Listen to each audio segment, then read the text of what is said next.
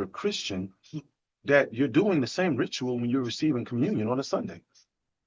Right. You got a priest holding up a cup to something. We just hold it up and bring it back down, and you drink it. And you take out the cloth and you wipe it, and you put it down. Then you take this thing, you hold it up, and you bring it back down. And you take it, crack it, and you bite it. Then somebody, regardless of which branch of Christianity, someone brings up a basket full of this same stuff in it, and the little cups, and everybody gets in line, and they take a cup, and they eat, and they drink, and they say, "Oh, that's in remembrance of Christ giving His body."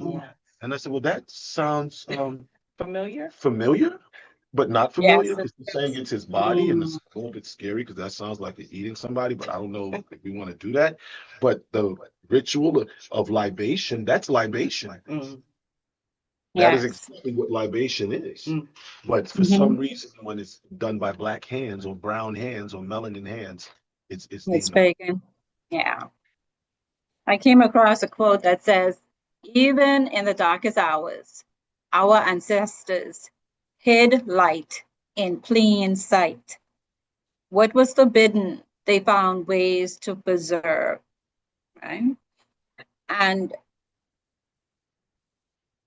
my next question is, how did enslaved Africans encode their rights and symbols into new cultural forms, such as Christianity, voodoo, obeah, etc.? I'm going to let Dr. Varma kind of speak to that. I just want to say briefly, when you take something from a people, it's just so amazing how innate it is in you that no matter your condition, right, it'll be brought forth. So as a people, we have been taken from these practices. But you said in the darkest hour, in the darkest time, and it just makes me think about our people who are living in, poverty, who are living in communities, who are living in what we call the hood, what we call the urban community, right? And although they have maybe no knowledge of the libation, or maybe they have no knowledge of the different rites and rituals, when someone dies, they take the bottle, they take the henny, they take whatever it is, and they pour it out. And that's them saying, we cannot live in this moment, in this present state, without acknowledging those who were here with us before.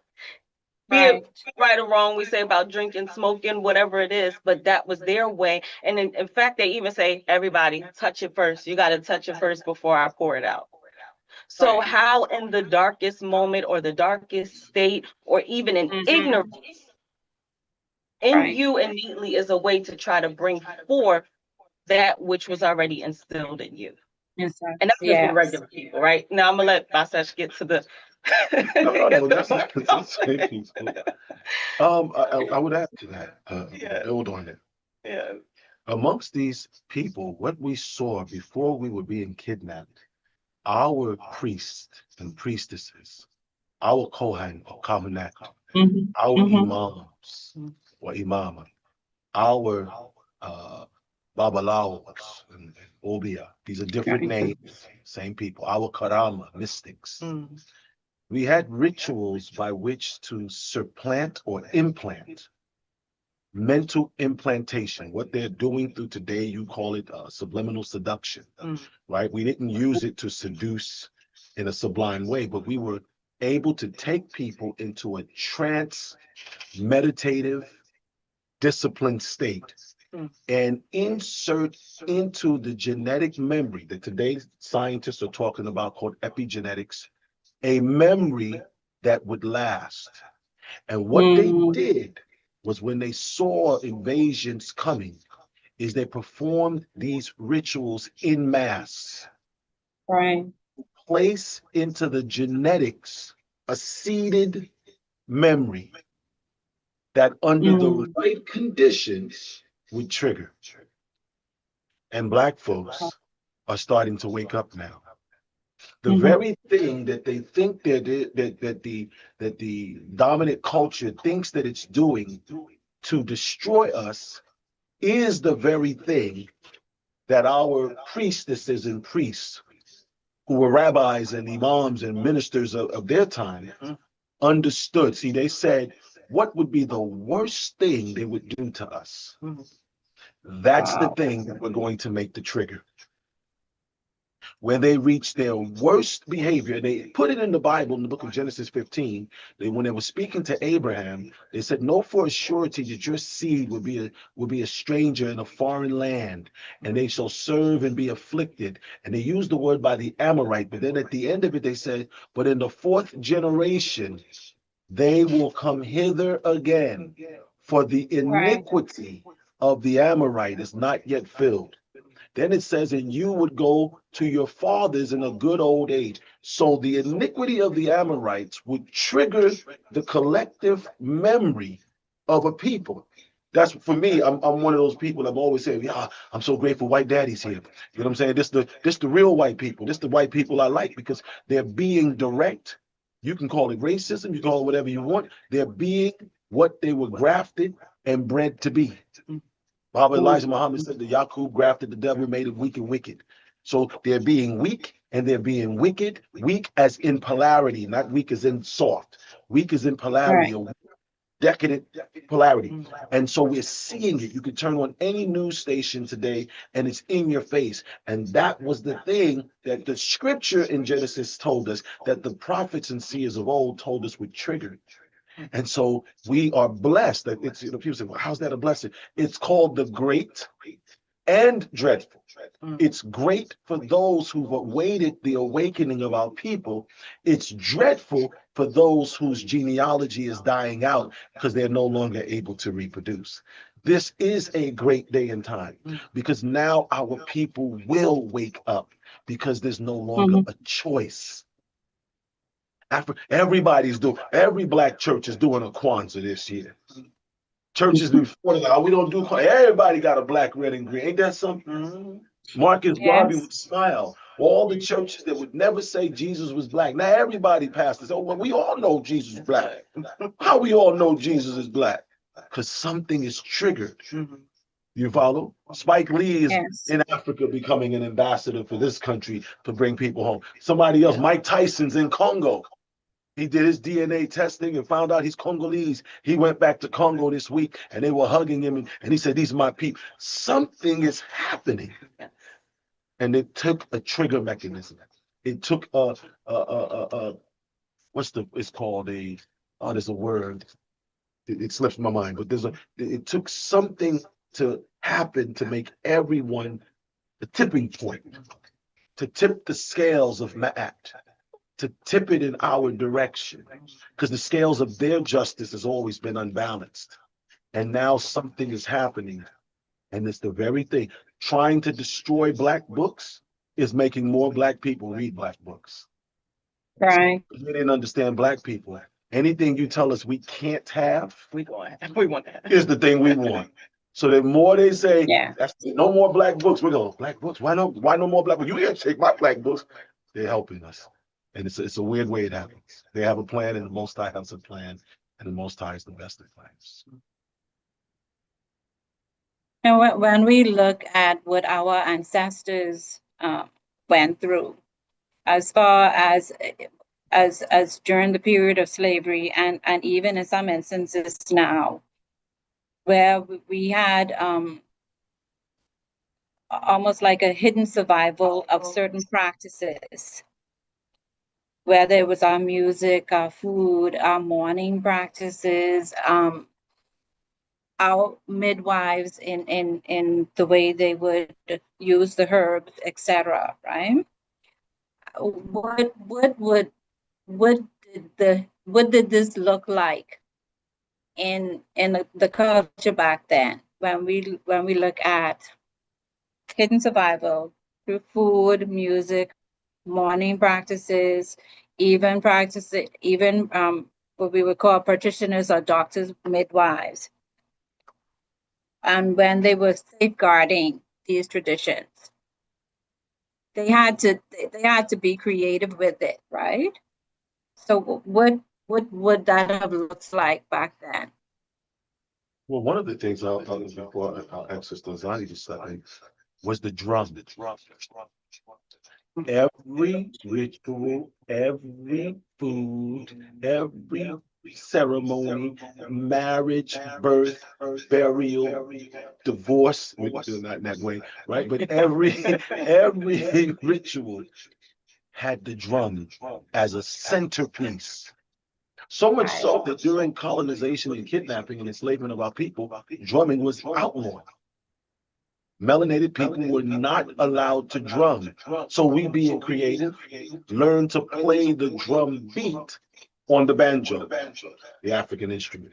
Learned to play the drum beat on the piano. They called it jazz. They called it blues. Mm. Tried to give Mhm. it different names, but we were still playing. When I say the drum beat, because the drums played in 1 3 5 7 9. African music. So we codified everything in that 1 3 5 7 9, which they can't, well, today they're doing it with synthesizers, but they can't naturally play and couldn't Right. understand that we could communicate, right? Even as something as simple as the talking drum. We had a telephone system in Africa that the British said that they could leave North Africa on a 6-day journey after someone dies, arrive at the coast of Southern Africa 6 days later, and the people told them, yes, such and such died 6 days ago. And they're like, wait, how did you know when he died? They said, they told us. We had a system of drum communication, village to village. Mhm. Mhm. Not like today when they play telephone, when you tell someone something and by the time it goes around the room, it's changed. No, we played the rhythm exactly the same and transferred messages. So the drums was the rhythm. The drum was the tool used to awaken you. The drum was the tool used to take a baby and lay them down. There were different rhythms, and it was always in tune with that drum because that was the heartbeat. So the African system, we had a system of iconography, the Akan symbols of the Ashanti, the different symbols of the Va of Liberia, the different symbols of the Zulu. We had symbology. Even this that symbol on Sister Shaniqua on your hat or your kufa, that symbol is a symbol of awakening. It was called the sacred seal of the ever living Nazarene. And when you wear Yes. it, regular people go, oh, I like that symbol. Why do they like it? They don't even know why they like it. It's been inserted in the gene. It's called the Mhm. sacred seal of the ever living because it's the symbol that triggers people's memory. Everyone looks at it. I watch people. They keep looking and they keep trying to, and I smile going, look at you waking up. Look at you having been seated and don't realize what you're looking at, but something in you knows what you're looking at. And the enemy knows what he's looking Yeah. at too. Yeah, So that's right. symbolisms, the iconography, the sounds, Yes. the smells, the way you awaken Mm. a person from amnesia is through food, through sound, through touch, through taste. And so we're watching it happen through smell. You can wear certain natural oils, walk through the aisle of a supermarket, and people will track you down. Oh, excuse me, bro. Says, what are you wearing? What's that smell? It's Mhm. been seeded. It's not that they like the smell. It's familiar, and I can't remember where I smelled it. They were seeded, and they know Mhm. this, and they're going to do everything they can to counter it. But how can you counter the creator of the boundless universes? How do you counter the ancestral spirit that moves from body to body? Right. You can't. Mm. So let's look now at the spiritual and psychological consequences of cultural amnesia. I have a quote here that says that, yet even survival had a cost. The silence it required came with generations of forgetting, right?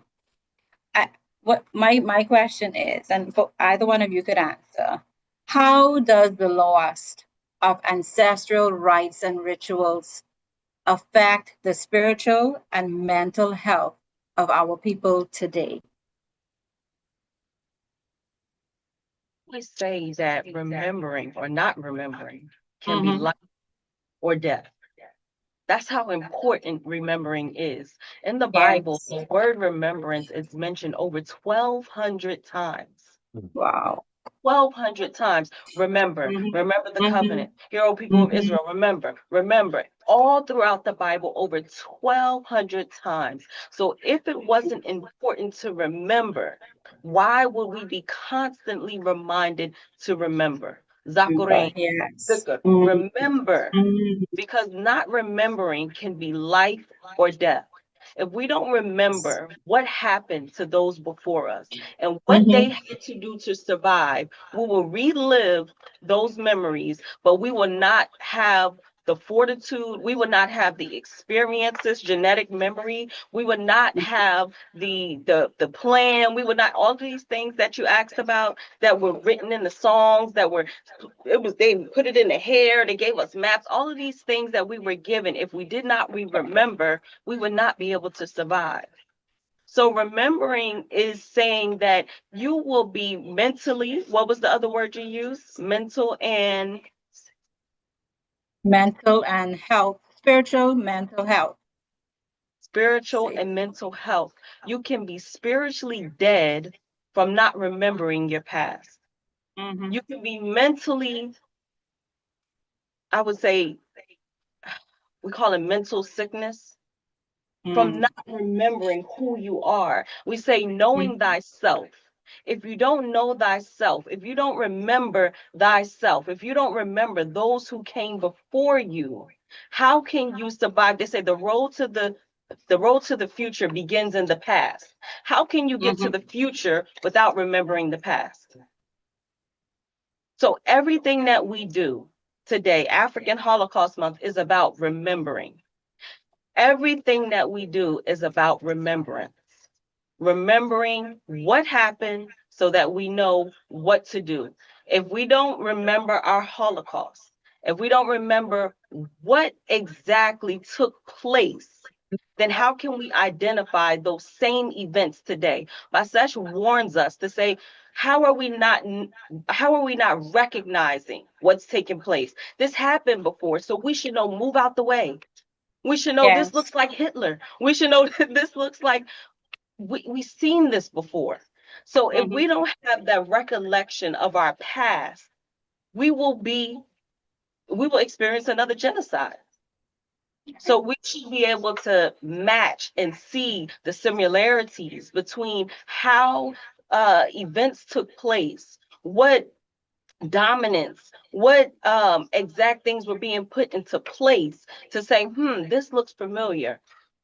Why are they moving soldiers here? I'm not going to, talk political, but why are certain things happening in the world today? And why are we not able to recognize it is time for us to move out the way? It is time Yes. for us to see that we are reliving. Basesh says history will repeat itself until we get it right. Well, how can we Mhm. get it right if we don't remember? History is repeating itself, but we have to identify those things that took place in order for us to move and what's necessary today for our children's sake, for our survival's sake. So remembrance is very important. And people who don't remember are the people who suffer the most. Yeah. I don't know what to do. I can't remember. This happened to me. And people are just in a state of suffering because they don't even remember. We don't remember what happened to us at 2 years old. It's Wow. our life, and we can't Yeah. remember. So we really have to Basach wrote a whole book about it, right? The science and art of memory. That's how Memory. Yeah. memory is. It's constantly being placed in our minds that we must remember. Right. And I would But say, first and foremost, go I know on. we got started a little late today, so this session Mhm. has about maybe 15, 20 minutes more to go. Um, Mhm. but I would say this in the lines of what Sister Zani Malinki was just explaining. She mentioned the Bible, I think you said over 1,200 times. The Quran is the Yes. same way, about a Mhm. thousand times it's mentioned. Remember, Zafar, Zaqurein, Dikr. But when Mhm. we say that, the remembrance of the names of the Most High, Mhm. the remembrance of Mhm. the names, when we do libation, we call on Garvey and we call on Martin Luther King, we call on Coretta Scott King, and we call on Clara Muhammad, and when we Mhm. call on these different names, when we call on Atum Ray, Nun Nunet from the Nile River Valley, when we call on the Orisha, Obatala, Yameya, Yes. Ogun, Oshun, when we call on Il Rahman, Il Rahim, Il Malik, look, each tribe had a way because they each had their own dialect or languages. But the calling of invocation was to trigger the not just remembrance of creator or nature or Right. ancestors, but to trigger you to remember that all of that is in you. Yes. You see, the Holy Coptic Church of the Mhm. Black Messiah, when we are engaged in Zakurein, it's not about a creator sitting somewhere wanting you to call his or her or its name to feel good. Like, look at them calling me. No, it's about us calling these names or remembering these names to trigger Mhm. a genetic explosion or a genetic response or a genetic awakening to trigger something Yes. inside of us. The same Mhm. way Whitney Houston sang the Star Spangled Banner and made people at the Super Bowl in that year cry. She triggered in them something. The same way Marvin Mhm. Gaye did it when he sang it at a basketball game many years earlier.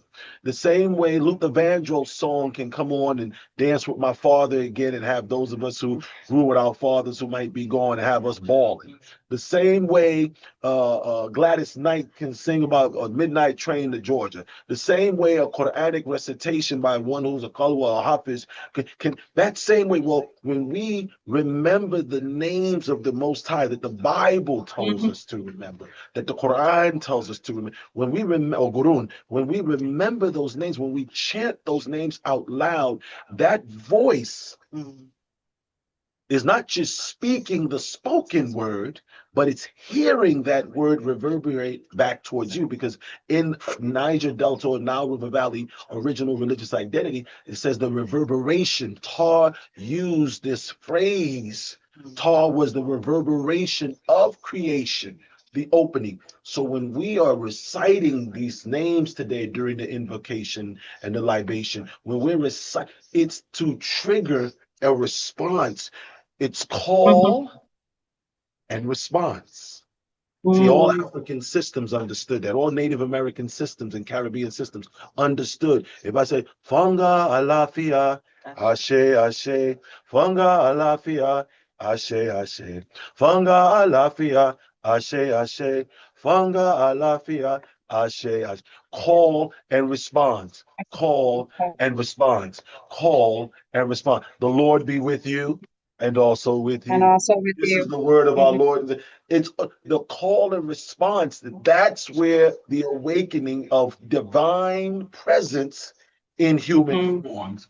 This is what Christ was trying to teach. All of you are divine beings and children Mm. of the Most High. And the But Most if we High, are children of yes. the Most High, then we must accept that the Most High must be in us.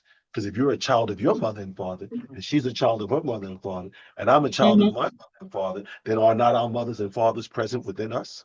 Yes. And that was the power. And they knew if they could get us to forget that, and now we're all in church, in the mosque, in the synagogue, and depending on your faith system, praying to Mhm. feel this connection to the thing that was inborn within us. How can I be seeking to connect to something that was inherently engendered in me? I just Mhm. got to remember who I am. The problem is not that no one's on the other side of the phone, is that I'm not even dialing the right phone number. Right. Mhm. Got to make that connection. Okay, so all you said goes into this quote that I have here. It says, but memory can be restored. What was hidden can be reawakened. All right, so we're going to go into now restoration, remembrance, and reactivation of African-centered spirituality. My question is, how are Africans and diaspora communities reviving traditional rites and symbols today? And when you answer this question, I want you to also speak to the rituals and the symbols that we use in the Holy Cryptic Church. I was gonna say I could talk about the Holy Coptic Church. I don't know about everybody else. Yes. I can talk about the Holy Coptic Church, right? Everything that we have been given is to remind us. Yeah. When we leave out the door, touching the Chinook is a Mm, reminder. yeah. Doing the Shabbat, the Sabbath, is a reminder. Making Yeah. Sila is a reminder. All of these things Mhm. that we are to do daily is a reminder. Wearing the symbol, right? We say we're supposed to wear our symbol every day, not just for other people to know who you are, not just as a representation, but as a reminder of who you are. Because if I remember that I am walking along this path, seeking divinity, seeking to be of the great ones, that I'm going to carry myself, I'm going to remember to carry myself in such a way as to not defile myself, as to not degrade myself, as to not do any of those things that's going to make me less than who I am. So everything that we're supposed to do daily is to remind us of who we are. When we look at the symbol, it's a symbol that not only identifies us, but it reminds us of. I remember one day I was thinking about something and I was looking for an answer. And I seen the symbol, and I'm like, oh, okay, what's at the four corners? Oh, so it gives us messaging in the symbol to remind us of what it is that we are looking for. Because those of us who knows the symbol knows it's more than just a picture, but it's a message behind the picture. And Yeah. each part of that symbol gives you a message to remind you of what you should be doing, to remind you of how to solve an equation that you're seeking to solve, right? We live daily lives where we come upon challenges from inside our homes to the community to work, all of these different things. And all of these are equations that need to be solved. How do I do this? How? And it's a reminder of you have to use earth, wind, water, fire. You have to use these forces. In 2 Peter 3:10, I believe, it speaks about those elements and it speaks about those forces. So for me, these symbols reminds me, especially because we're talking about African spirituality, right? We're talking That's about right. African religion. It's to True Christian. remind us, true Christianity is to remind us that these forces, these elements spoken about in 2 Peter, is in everything that we do. And it reminds us that this is how we solve our equation as a people. This is how we remember as a people. When we do libation, we're using the earth, wind, water, fire. And everything we do, Yes. we're using these elements. So for me, the symbol is saying, no, remember, that's the way you solve it. Is that a little bit of earth? That's a little bit of wind. That's a little bit of fire. And other people are like, what are y'all talking about? Right? But this is our Yeah. way that's been encoded, right? It's codified messaging to get us to remember what to do, where to go, how to do it, Biblical. and it's biblical. Biblical. It's in the Bible. It's Christ Yeah. used dirt, picked up mud. Christ picked up That's mud. They said, right. oh, he healed him. He rubbed over the eye. Christ walked on water. Everything had to do with the element, right? So Yeah. this remembrance for us is in our daily rituals as a people. Sila, Chinook, Shubat, we have Karasimus, we have all of these holidays, and we can't go any day without having to invoke the sustainer, without invoking the ancestors, without remembering. And that's why it's so important that we do these things that were prescribed, because this world has been set up to distract you, to make you forget. Yes.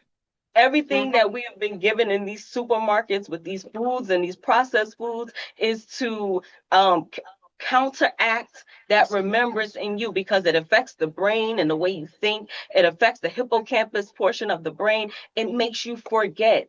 Everything is to distract you. What is being placed on TV, the people around you, all of these things are distractions to make you forget and to not remember. So for us, we are given a place to be to remember. We're given a time to remember. Everything is being put in place for a reason. It's not to say, hey, I'm going to give you all this stuff to do just to give you to do it. It's to keep you on the straight and narrow path. Siratul Mustaqim is to get you to constantly remember and know who you are. While I pray that. let's attach to that.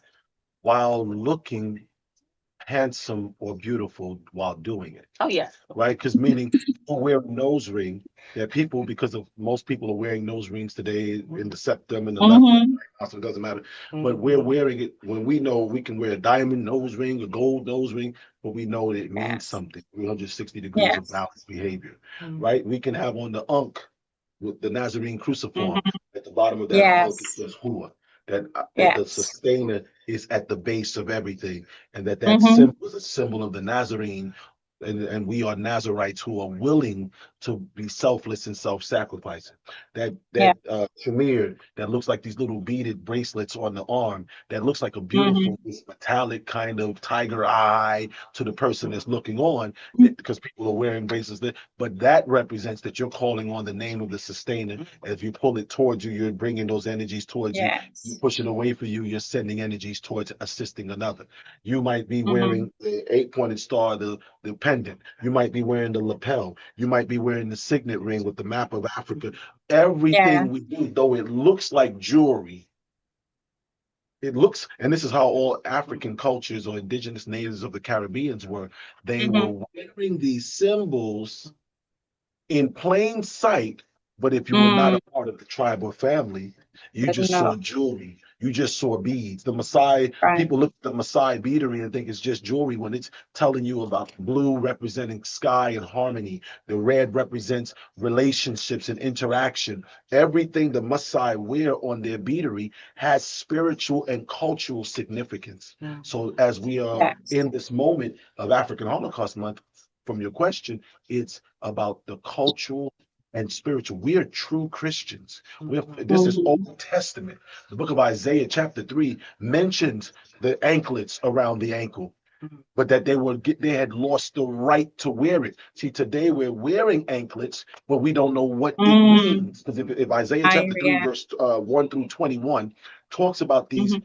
different things that these Israelites or Ishmaelites or Midianites were wearing, they wore ankle bracelets. So there's women who wear ankle bracelets. It might be in you to wear it, but you no longer know the meaning. That's why it says you lost the right. You're wearing a nose ring, but you don't know the reason you're wearing it. It's Right. there, it's drawing you, but now we're just telling people, now find out what it means. Now, why do you wear the bindi?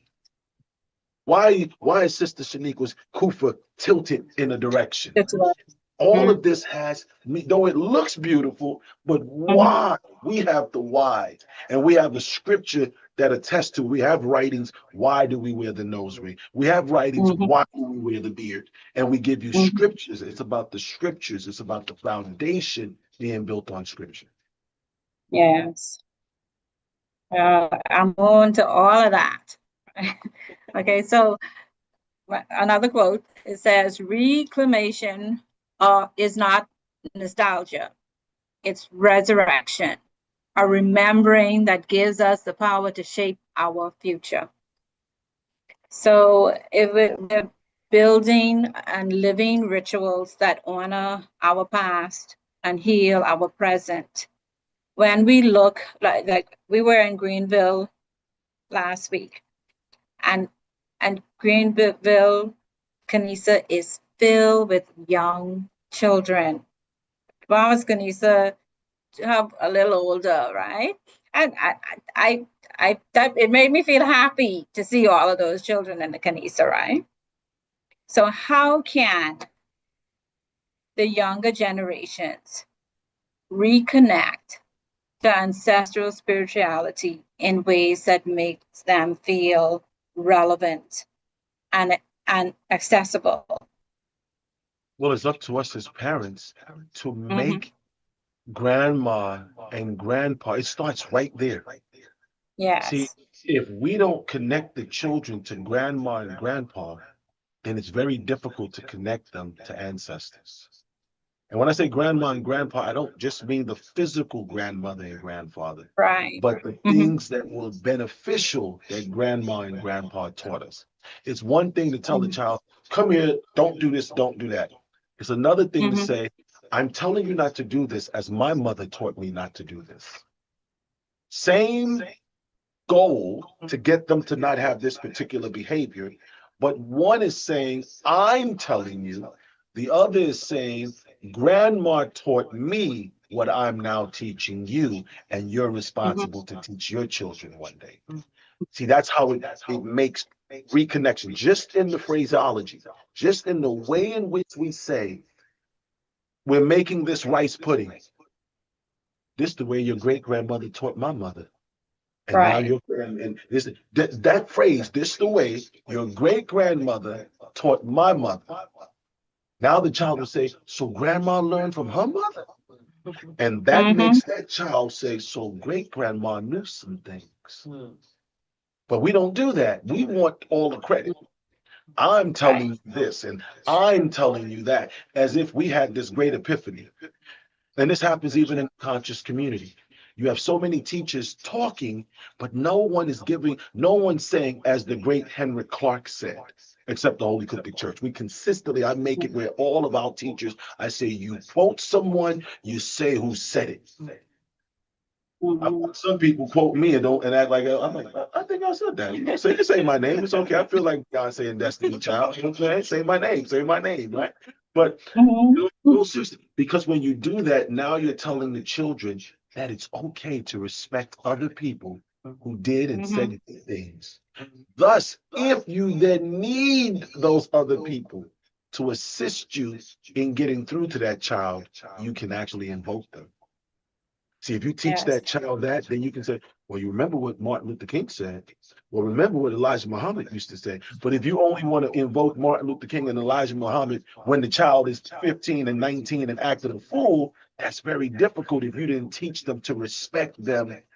I pray it's making sense what I'm saying. So the phraseology, how we correct children, how we encourage children, how we teach children by constantly invocation is not just pour some this and okay, that's the theatrics of it. But invocation is what we say every day to the child.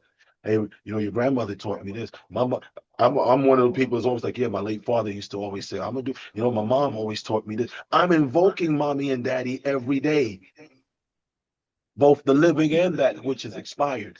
But by constantly requoting them, then the children learn to have respect for them. Thus, their children will have respect for me. It's teaching them how to remember the past. Remembrance of the past is more than just lighting the candle. It's more than just breaking the bread. It's more than just having the red, black, or black, red, and green. It's more than just the garb we wear. It's the constant invoking of the name, the power. They say Asset wanted the sacred name, and everybody stops there. So no, it says, which she got from her grandfather, Ray. See? Wow. So it wasn't about Asset. It was about the grandfather, Ray. Ray had the sacred name, and Asset wanted that sacred name, and she was given it from her grandfather. That's ancestral acknowledgement. Christ said, I'm Jesus. People say, that's right. No, he went on and said, of the house of David, of the line of Jesse, of the tribe of Judah, of the seed of Jacob, of the family of Isaac, of the covenant of Abraham.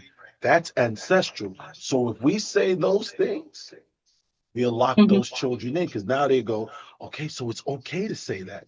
They've got to hear us say it every day. Quote your mother, quote your father, quote your grandmother, quote the great teachers, quote the Bible, but quote not just the Bible, quote who said it in the Bible. Right. Just quote the book of Daniel. Daniel wrote, the great prophet Daniel, he said, and put those pictures on the wall. We're getting all these canvases with all the prophets, put all those pictures around the house. And every day you go to the picture. I have one son, Shabaka. Every day, put the camera on that. Who's that one? That's Jeremiah. Who's that one? That's Joel. Who's that? He wants me to tell every day, and you do it every day until that picture is ingrained in her mind, in his mind, as the norm. That when anyone tries or attempts to give them a different picture, a different name, I'm not saying Daniel, I'm saying Daniel. So there'll be a difference between Daniel and Daniel. So when he goes to school and the European teacher says, that's Daniel, I say, yes, that is Daniel, that's them. Daniel's for them. He looked like them, he's one of them. We can respect that, but that's not who. That's not Daniel. That's Jesus. Yep, that is Jesus. But that's not Yeshua Kodesh. Right. They can have theirs and we can have ours, like the East Indians have theirs and the Europeans have theirs. I pray that makes sense. And that Yes, it shows, I does. just want to ask, because Go, what go, my go. sister said, um, you know, it shows also not just the respect, but the love for them, right? Because we live in a world, second Timothy talked about being disobedient to parents. And we live in a time where Mm-hmm. everybody like, oh, they don't know that. Oh, they did it. Oh, they get on my nerves. Oh, it just writes off parents, grandparents, any of those that came before us. But what my Right. sister just said, not only does it show respect, but love for them.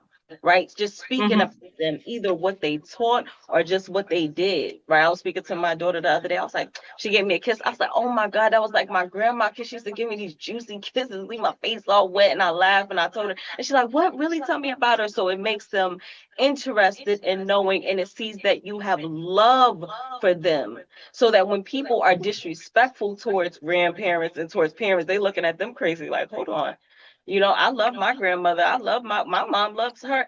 And it makes them seem strange. It makes them seem weird to have that type of attitude towards their family or towards their ancestors. If you have the posters around the home, my daughter was drawing one, trying to trace one, and she's like, oh, I want to be like her. Can I have my hair like her? Oh, I like how Thor. And so it tells them this is what I want to be like, opposed to having Beyonce in the corner with the short shorts on, or having Mm-hmm. it's very important to have these images, because now they want to be like them, and they want to be like you if you're living it. My daughter wants to have a kufa on. She wants to repeat what we're saying. She wants to, because we're living it. So you can't, like bisexual, wait till they're 13, 14, 15 and say, this is what Marcus Garvey said. This is what, no, you have to say it now, because if you say it now, that's what they seek to become. But you can't wait till the programming has already taken place. Their minds have already been programmed with the rappers and the this and the that and the TV shows. And now you want to give them Black consciousness, Black race pride. And that can still be done. But if that happens, Right. what we're saying is, because there's parents that'll say, well, I just woke up, right? Right. And I got a 15-year-old. So what do? That means you got to now find the conscious rap. Right. You got to find the conscious. There's rappers that are rapping consciously. Mm-hmm. You know, Right. I always tell the story. I have a son. His name is Sekou, one of them, and he's 28 now. And years ago, he was liking rap music, Mm-hmm. and mom was like, "Oh," he started listening to Lil Wayne, and then I said, "It's okay." I said, "Sekou, you listen to music? Yeah, what kind of music?" He's a rapper. I said, "Oh, you can use my Spotify." He said, "Oh, really, Dad? Because I got the free Spotify." Like, no, I got the paid Spotify. You can use my Spotify. I don't really use it a lot, so you can use my Spotify. So he's now downloading songs onto on his Spotify. He don't know to this day. And what I would do is go into his Spotify and add songs of other rappers that were conscious and take away. I would add 4 or 5 conscious songs and remove one of Lil Weezy's. But I wouldn't say anything. And he would come to me a week later, "Dad, did you hear this one?" I said, "Did you hear that one?" "Oh, that's a nice one. You downloaded that?" "Yeah, Dad. I set my Spotify." I set my Spotify, so it grabs me new songs. I said, "Really?" I said, "Yeah, just be downloading songs for me." Okay. Right? But what we did was we shifted. Right. And within a year or so, I said, "You still listen to Lil Weezy?" He said, "Nah, Dad, I be listening to this person." And these were all the conscious people. And I just smiled. One day I'll tell him, right? But that's the way we have to do it. Even when they're older, it's just the tactics will change. But the goal is still be the same. But if they're young, if you got them under 13, you can still make it. You can still bend them. But it's tactical. It's a mission. You wake up every day saying, "I'm not losing mine. I'm not losing mine to the world. I'm going to fight for that soul. I'm going to fight for it, not by overbearing Bible quotes, but by tactically putting them in positions and in places where they're surrounded by it." And you got to act just as shocked as they are when they tell you they're like, "What?" And they told you he was like, "Show me that." Just act surprised. Let them teach you. And I'll be happy to teach you. I had a conversation with Kahun Uncle last week, and I was asking him questions about symbols, right? And a ton of symbols. And he his answer to me was, it took me aback. It was shocking, but it was true. He said that when we wear our kufa, our best, our ankh, our nose ring, we are a symbol. When we do that, we're a symbol. It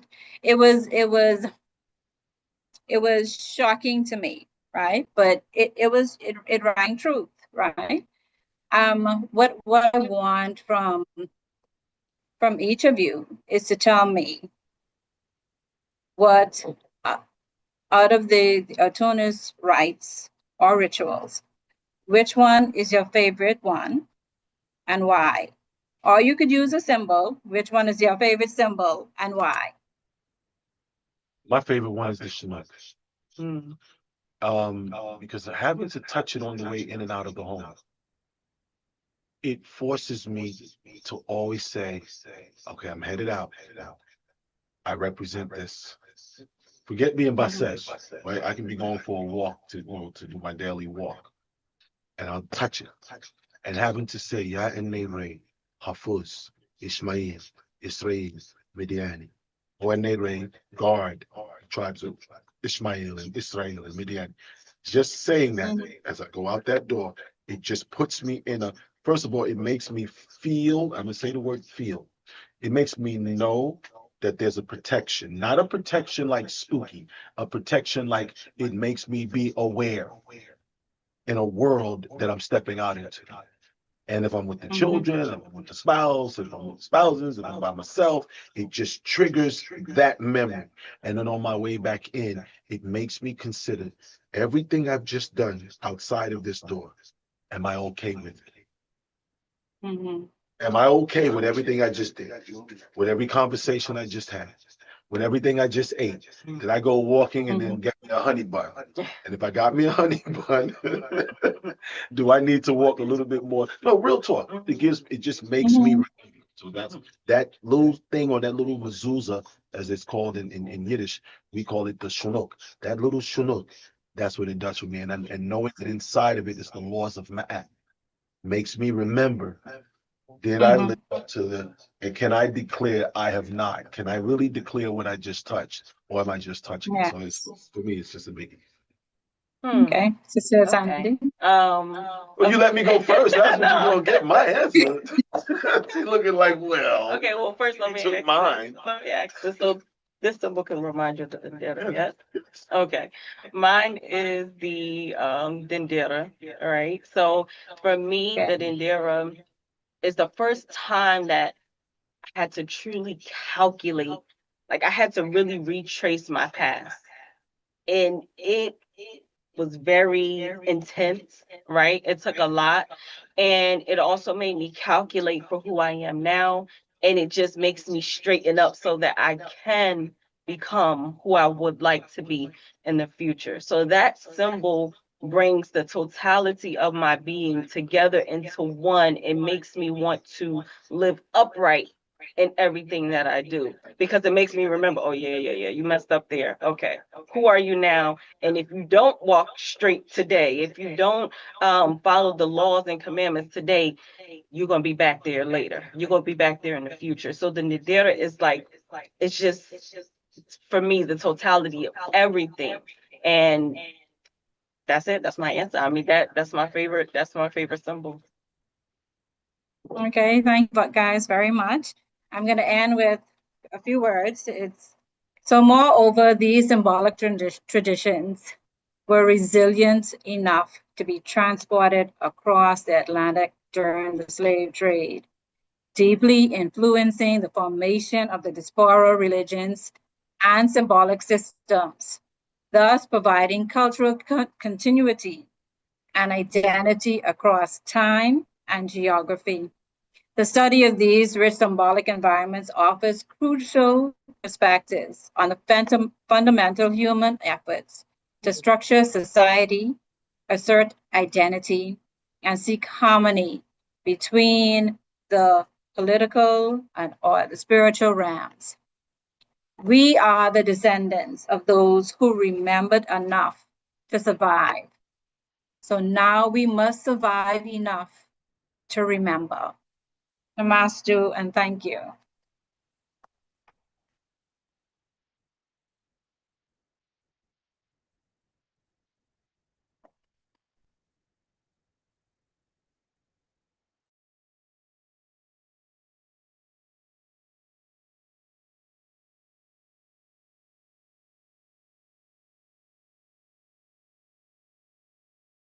Why did European colonists start to look exclusively at West Africans as a source of slave labor?